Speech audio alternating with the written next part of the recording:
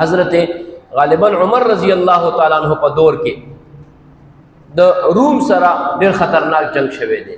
8000 مسلمانان دي او 1,00,000 رومیان کافران دي. 1,00,000 8000 مسلمانان او 1,00,000 رومیان. اوس هیڅ جوړ نشته دی، هیڅ جوړ نشته. 8000 څه شي د 10 منټو کار دی د 1,00,000 کسانو لپاره چې دوی کوتره کی. خو غټ اکابرین صحابه پکې دي. خالد ابن ولید غوندې شخصیت پکې دی. عامر ابن عاص دا لوی خلق دي. د عمر ابن عاص ډېر لوی صحابي دی. دا د غرور دی. عامر ابن عاص دا پکې دی او اکابرین صحابه پکې دي. څنګه جنگ شروع شو، الله اکبر، رومیانو څه کار وکړلو، غیر چاپیره شو د دینه. اوس دی 8000 په میس کې دي او هغه غیر چاپیره دي او ټولو عامر ابن عاص وی کله به چې جنگ تیز شو نو زمونږ د عربو دا عددو چې مونږ به شعرونه ویلې، وی شعرونه مرانه هیر شو، شعرونه مرانه هیر شو او داسې لاسونه ونیول چې دلته به اوس زمونږ ټولو قبرونه جوړېږي. 8000 قبرونه به دلته جوړېږي زمونږ، چې مخکې نه وروسته نه خو ګیر نه یو بلکې ښي او د ګس نم ګیر یو. یو طرف هم داسې نشته چې په دې وتښتو که په دې لاړ شو په کومه لاړ شو، هر طرف نه ګیرو.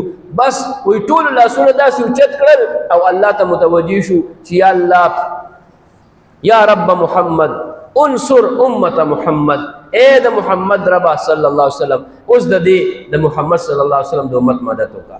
بس دغه چغه شو جی او هر طرف نه د آواز اوچت شو، شعر و شاعري هیره ده، تورې مورې هر څه پاتې دي. وایي رومیانو به ویلې چې دی به مونږ سره جنگ کوي. وایي زمونږ تورې نه دي تورې، وایي دی ته به ویلې وایي دا توکې دي، توکې د وږې نه وږې د هغې توکۍ که نه، وایي دا توکې دي، توکې. وایي په دې باندې مونږ سره جنگ کوي. توکه څه شی دی؟ سپکه نرمه یو شړک سره خط. وایي دې سره به دا مونږ سره خندا به یې کوله، دی پورې خندا به یې کوله. او دغه آواز چې شروع شو، قسم دی عامر ابن عاص وایي چې مونږ په خپله وکتل چې اسمان داسې وشلېدو.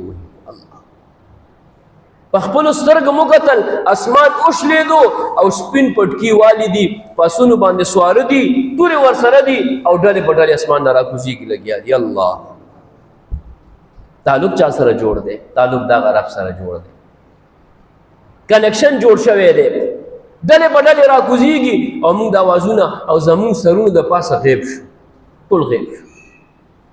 نیمه ګنټه نه وه تېره شوې چې رومیانو تښتېدل، رومیانو منډې کړې، موږ ورپسې یو، هغوی منډې دي او تښتې لګیا دي. وایي هغې کې یو کس وویلې بل ته چې دا څه ماجرا ده، دی لږ دي موږ ډېر یو، دی کمزوري دي موږ هم طاقتور یو، دوی سره چا سره توره شته، چا سره ماته ده، چا سره زړه ده، چا سره ډال شته نشته، موږ سره تورې هم نوي دي، ډالونه هم را سره دي، زغرې م چولې دي، خودونه هم په سرونو باندې چولې دي. اخر وجه څه ده چې موږ لګیا یو ښکته ځو دوی بره ځي. یو کس ورته وایي وجه دا ده چې هغې کې هر سړی دا وایي چې زه دې مخکې شم او دی دې وروسته شي. هغې کې هر سړی دا وایي چې زه دې مړ شمه، زه دې شهید شمه، زما دا رور دې وروسته شي. او مونږ کې هر سړی دا وایي چې د ده د بیړه غرقه شي خو چې زه بد شم. بس هغه ویل چې دقه وجه ده. ځکه په یو جنګ کې دقه رنګې حالات پیښ شو. نو اخوانه د هغې سردارانو ویلې چې تاسو سره څنګه خلک دي چې مونږ ډېر یو، طاقتور یو، ټکنالوژي هر څه مونږ سره شته او تاسو بیا مونږ باندې زورور یې، غالب یې. هغه ورته سردار ورته وي د مسلمانانو، وایي ما سره داسې خلک دي چې مرګ سره داسې محبت کوي څنګه تاسو شراب سره محبت کوئ. ورته ما سره داسې ځوانان دي